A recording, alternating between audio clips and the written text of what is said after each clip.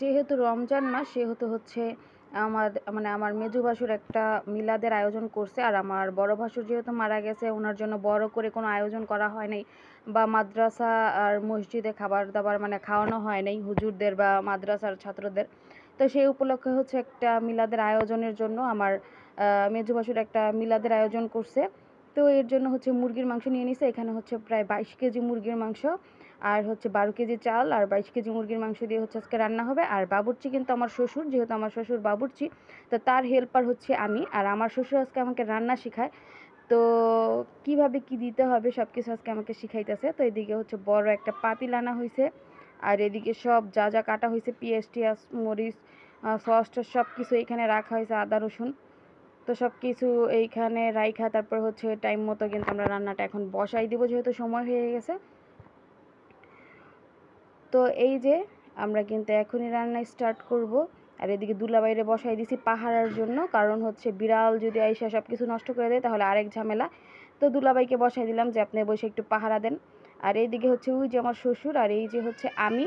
তো আমার শ্বশুরের হেল্পার কিন্তু আমি। তো আমার শ্বশুর বলতেছে সব আন্দাজ মতো দাও।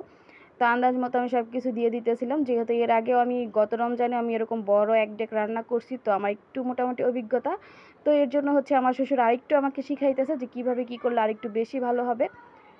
তো এদিকে হচ্ছে আমাদের রান্না কিন্তু প্রায় কাছাকাছি হয়ে গেছে। আর এদিকে হচ্ছে যেমন ওনাসের ছেলেটা দুষ্টামি করতেছিল আমার সাথে, আর ও হচ্ছে খেলা করতেছে এখানে বৈশা। আর ওইদিকে হচ্ছে আমাদের রান্না হচ্ছে চুলায়। আর এইদিকে হচ্ছে যে মাংসটা কষানো হয়ে গেছে।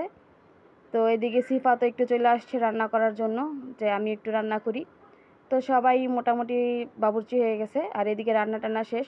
তো এখন হচ্ছে বাড়িতে বাড়িতে দেওয়ার জন্য পিকেট করতেছি, প্লাস হচ্ছে মাদ্রাসার ছাত্ররা সকালবেলা এসে কোরআন খতম দিয়ে গেছে, তো ওদের জন্য হচ্ছে খাবার পাঠাবো। এর জন্য হচ্ছে আমরা প্যাকেট সিস্টেম করতেছি। তো এই যে এখানে প্রায় 80টা 70টা 80টার মতো প্যাকেট করা হয়েছে। আর মিলাদ মসজিদে ইফতারের জন্য হচ্ছে এক পাতিলা, বড় এক পাতিলা দেওয়া হইব। আর আমরা বাসায় খাওয়ার জন্য আরও এক পাতিল রেখে দিছি। তো এই যে এটা হচ্ছে মসজিদে পাঠানোর জন্য।